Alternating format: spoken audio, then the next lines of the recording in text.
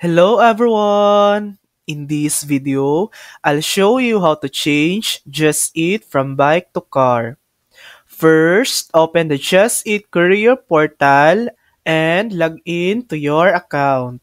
To switch from bike to car, you'll need to upload a couple of documents, like valid vehicle insurance that covers hire and reward for carrying goods, a clear photo of your full driving license, both front and back. Submit these documents through the portal.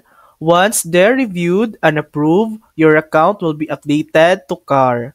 If you ever want to switch back from car to bike, Just Eat requires proof that you have a thermal courier backpack.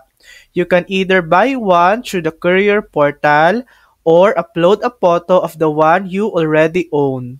And that's it. That's how to change Just Eat from bike to car. Thanks for watching!